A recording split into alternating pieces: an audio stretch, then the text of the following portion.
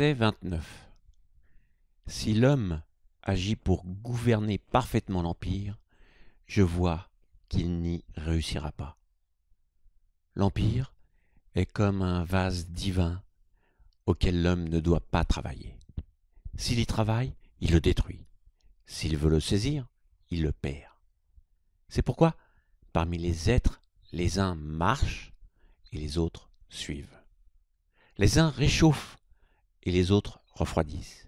Les uns sont forts et les autres faibles. Les uns se meuvent et les autres s'arrêtent.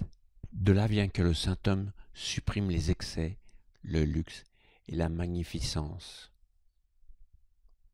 Dans ce verset, nous parlons encore de dualité, d'une dualité issue des lois naturelles et que l'homme a au fond de lui. C'est sa nature. Lao Tzu nous dit qu'un meneur ne peut pas être suiveur et qu'un suiveur ne peut pas être meneur. Chacun a son rôle à jouer. Si vous forcez votre nature, vous allez droit dans le mur.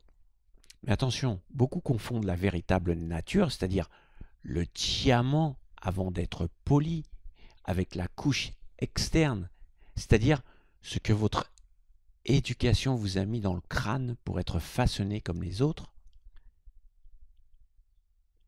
Donc, quand des personnes disent par exemple « c'est ma nature, je suis timide », ils ne s'aperçoivent pas que ce n'est pas du tout leur nature. Ça, c'est des complexes. Ça, c'est des névroses. C'est ce qu'il faut polir pour justement accéder à votre véritable nature. C'est d'ailleurs pour cette raison que certaines personnes ne sont plus les mêmes après un travail sur eux. Elles sont enfin libérées. Enfin, leur vraie nature se révèle. Alors, comment reconnaît-on sa vraie nature et comment faire la différence avec le mental ? Lao Tzu, dans ses versets, parle de non-agir, pour parler de ses tendances naturelles. Je le répète, ce n'est pas ne pas agir, c'est agir selon sa véritable nature, donc sans forcer, d'une manière tout à fait naturelle, comme l'eau suivant le cours naturel d'une rivière. Donc, à partir du moment où vous sentez une limite dans ce que vous faites ou pensez, ça signifie que vous ne suivez pas le cours naturel. Vous n'êtes pas fait pour ça. Un exemple, dans le domaine de l'astrologie, beaucoup de personnes se sentent l'âme d'une vocation. Or, ils peuvent faire ça pendant 30 ans, ils peuvent faire de l'astrologie pendant 30 ans, ils ne progressent pas. Les résultats ne sont pas meilleurs. En fait, l'astrologie n'est pas vraiment fait pour eux. Pourtant, ils le croient. Ça va même plus loin. Car quand ce n'est pas votre vocation, vous rencontrez des personnes qui vous emmènent sur une mauvaise piste, qui ne vous feront pas progresser, bien au contraire. Vous pouvez leur présenter une personne en or pour leurs compétences. Elle abandonnera. En revanche, les personnes pour qui c'est leur nature, tout va leur être facilité. Elles vont rencontrer les bonnes personnes. Elles seront très vite plus compétentes que des anciens, etc., etc.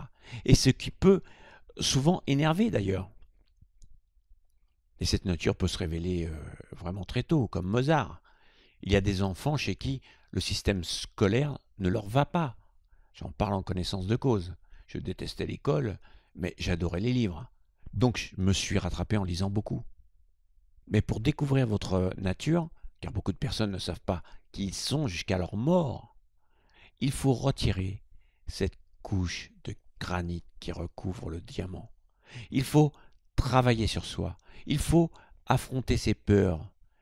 Qu'est-ce qui se cache derrière toutes les couches de votre éducation? Posez-vous la question. Essayez de le découvrir.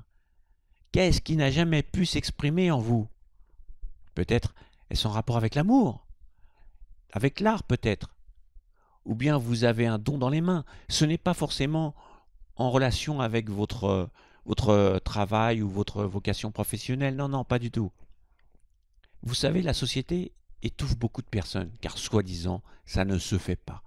Un exemple, il y a des personnes qui adorent vivre nues. C'est leur truc. Sauf que la société ne le permet pas.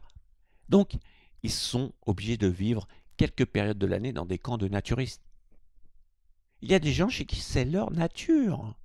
Sauf que, dans notre éducation judéo-chrétienne, c'est très mal perçu. En conclusion, puisqu'une nature existe en chaque être humain, apprenez à ne pas tout contrôler. C'est ce que Lao Tzu suggère quand il dit « S'il y travaille, il le détruit. S'il veut le saisir, il le perd. » Pour trouver votre véritable nature, il faut apprendre à vous lâcher, apprendre à vous abandonner. Tant que vous essayez le contrôle avec votre mental, vous passerez à côté du principal, votre véritable voie.